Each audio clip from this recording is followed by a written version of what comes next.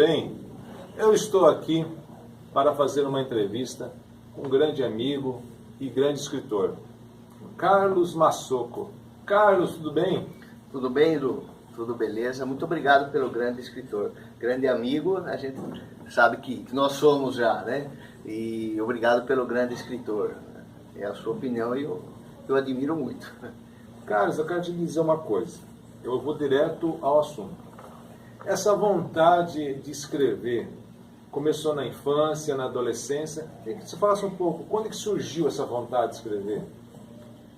Olha, eu comecei a produzir alguma coisa palpável, literária, você pode falar dessa forma, na adolescência.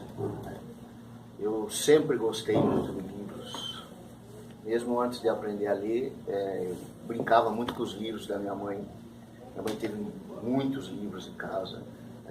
Toda estante que tinha em casa tinha um livro, vários livros, a estante da televisão na sala de TV. No quartinho tinha algumas estantes, quartinho de quintal que a gente brincava. Eram muitos livros em casa. E minha mãe lia muito, ela sempre estava lendo alguma coisa. E eu sempre fuçava aquilo, revistas, eu adorava fuçar revistas, mesmo bem antes de aprender a ler. E eu achava fantástico, porque quando eu comecei a ler e escrever, né, quando eu fui para a primeira série, já sabendo escrever o nome, né, coisa fantástica, né, e eu já tinha uma noção de alguma coisa de escrita. Foi na época que morreu Vinícius de Moraes. E eu ouvi minha mãe falando que ele era um poeta e que ele trabalhava na banheira escrevendo poesia. Eu falei, nossa, é isso que eu quero fazer da minha vida. Mas, brincadeiras à parte, eu gostava de ler, mas eu lia histórias infantis, como é comum, né, para a minha idade na época.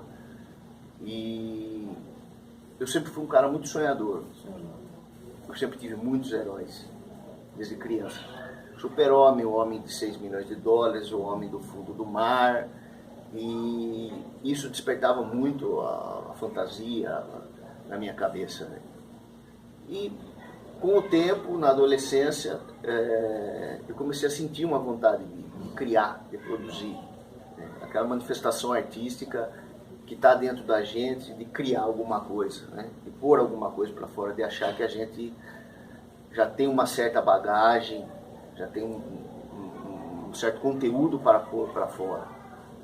E foi na adolescência que eu comecei a produzir minhas primeiras poesias. Eram poesias pesadas, né? Mórbidas, poesias tristes, dramáticas, né? Como era o adolescente.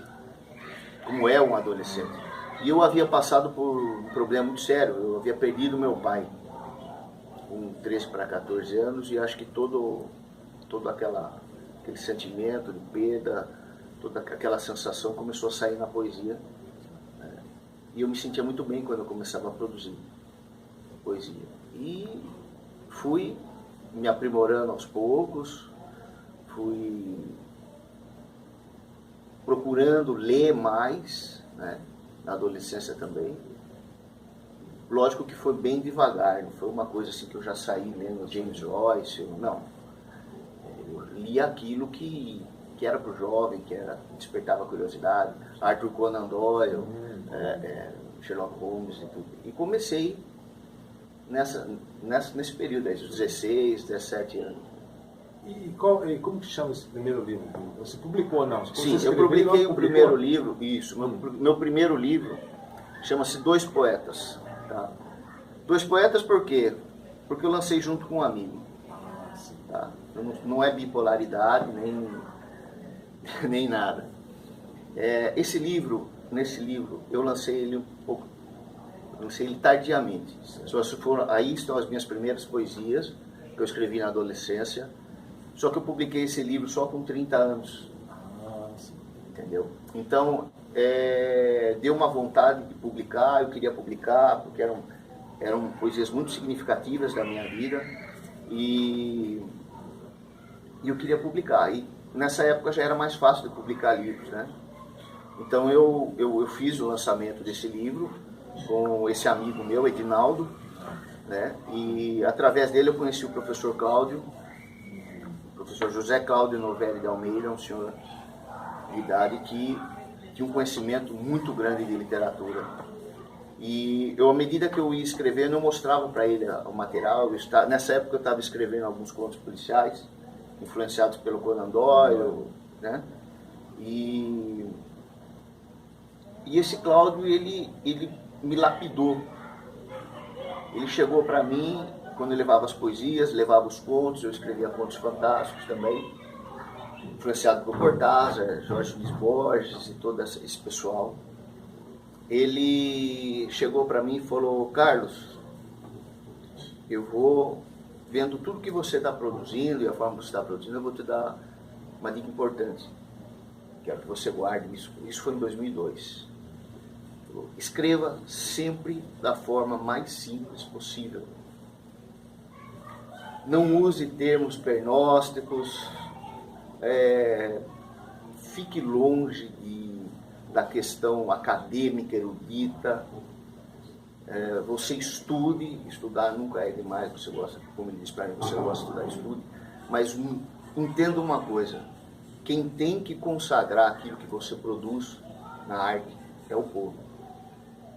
Você tem que escrever um livro ou uma poesia onde uma pessoa simples que saiba ler e escrever, leia e entenda.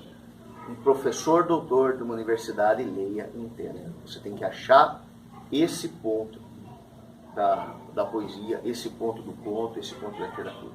É isso